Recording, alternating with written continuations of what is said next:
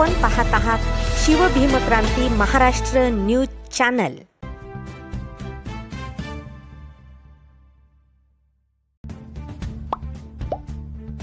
आंबेडकरी चळवळीच्या प्रमुख नेत्यांच्या मार्गदर्शनाखाली परभणीत बेमुदत धरणे आंदोलन होणार। 18 डिसेंबर रोजी परभणी शहरातील रविराज पार्क येथील नालंदा विपश्यना केंद्रात मोठी बैठक संपन्न झाली।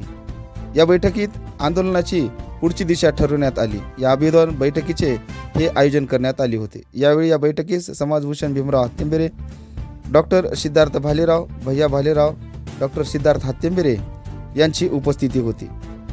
यावेळी झालेल्या घटनेच्या संदर्भात आपल्याला न्याय मिळाला नाही। लोकनेते विजय वाकोडे आणि सोमनाथ सूर्यवंशी यांचे बलिदान वाया जाणार नाही।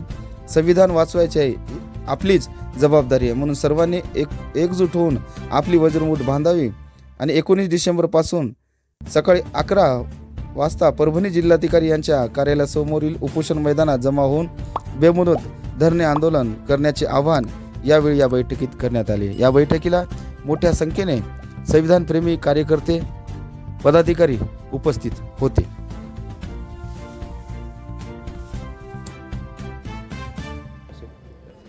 दहा डिसेंबर रोजी परभणी शहरात जिल्हाधिकारी कार्यालयाच्या समोरील बाबासाहेब आंबेडकरांच्या पुतळ्याची अवमानना करून भारतीय राज्यघटना तोडण्याचं, फोडण्याचं काम एका जातीयवादी व्यक्तीनं केलं।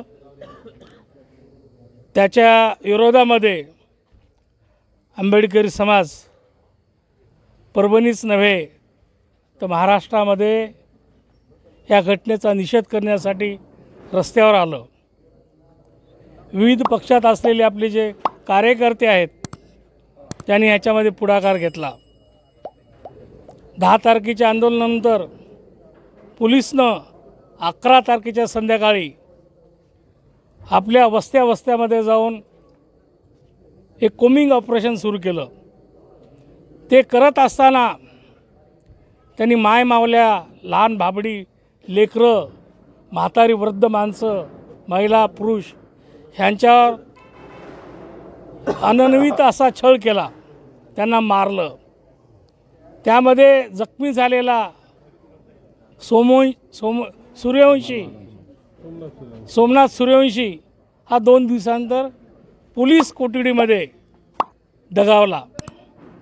त्याच्या विरोधात, त्याच्या मृत्यूच्या विरोधामध्ये जनप्रक्षोभ खूप अशा मोठ्या प्रमाणात झाला आणि लोक रस्त्यावर आली।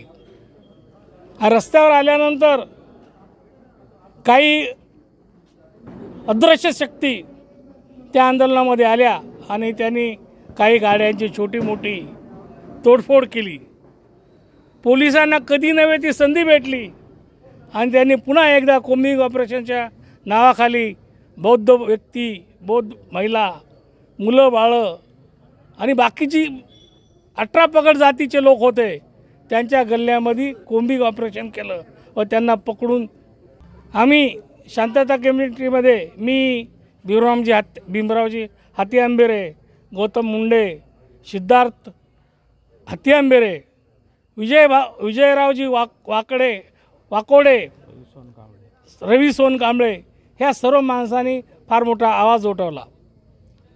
ह्याचबरोबर जिल्ह्याचे जे खासदार आहेत त्यांनी एक पूर्वग्रह दूषित अशी भावना न ठेवता त्यांनी आमच्या मागणीला त्यांनी सहमती दिली आणि त्याचं समर्थन केलं।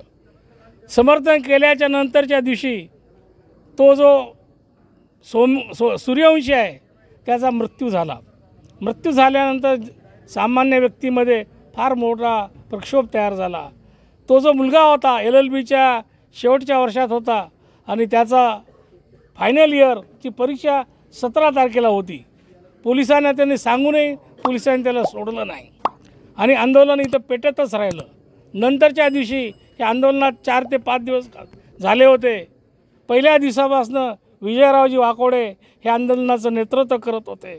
ते आमच्या खांद्याला खांदा लावून चालत होते, बोलत होते, अधिकाऱ्यांना बोलत होते, समाजाला शांततेचं आवाहन करत होते।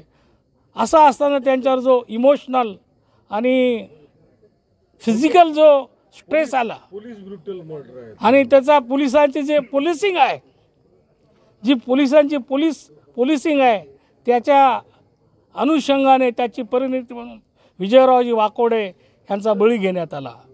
ह्यासाठी आमचं आंदोलकाचं असं म्हणणं आहे, जसं सूर्यवंशीला आपण जे कलम लावणार आहात, त्याचा मृत्यू, त्याचं जे ब्रुटल हत्या आहे, त्याचं जे ॲसॉल्ट नंतर मृत्यू झालेला आहे, त्याच प्रकारचं विजय वाकोडे यांच्या मृत्यूलाही कलम लावावं, संबंधित लोकांवर कारवाई करावी. संबंधित पोलीस अधिकारी ज्याने की आपली स्वतःची मेंटॅलिटीमध्ये असलेली ब्रुटॅलिटी आहे ती दाखवली, त्यांना तात्काळ निलंबित नव्हे तर बडतर्फ करून त्यांना अटक करावी अशी आमची आंदोलनाची मागणी आहे. आणि त्यासाठी आज एक फार मोठी व्यापक अशी बैठक झाली आणि त्या बैठकीमध्ये असं ठरलं, उद्या 19 पासून परभणी शहरामध्ये छत्रपती शिवाजी महाराजाच्या पुतळ्या शेजारी शाहीन बागेच्या धर्तीवर एक फार मोठं असं आंदोलन करायचं आहे. त्यामध्ये सर्व लोकांना आवाहन करण्यात आलं आणि वेगवेगळ्या लोकांचे जे ग्रुप आहेत, जे ट्रूप्स आहेत, त्यांना प्रत्येक दिवशी तिथं उपोषण करण्याचं सांगण्यात आलं. हे आंदोलनाचं नेतृत्व आम्ही सामूहिक करत आहोत. ते नेतृत्वाचे जे म्होरके आहेत ते भीमरावजी हातीआंबेरे आहेत. आता बाबा गेले, त्याच्यापूर्वी दादा गेले, अशा प्रकारे आपला जिल्हा पोरका होत आहे. तरी पण जनतेनं न घाबरता हे आंदोलनामध्ये आलं पाहिजे आणि बाबासाहेब आंबेडकरांची चळवळ त्यांनी पुढे नेली पाहिजे, अशा प्रकारचं मी आवाहन करतो. हे जे आंदोलन होणार आहे तर शांततेच्या मार्गानं बाबासाहेब आणि भगवान गौतम बुद्धाच्या विचारांना अनुसरून करावं, अशा प्रकारची माझी व मी ज्या पक्षात काम करतो त्या पक्षातर्फे सर्वांना कळकळीची विनंती करत आहे. जय हिंद, जय भीम, जय महाराष्ट्र.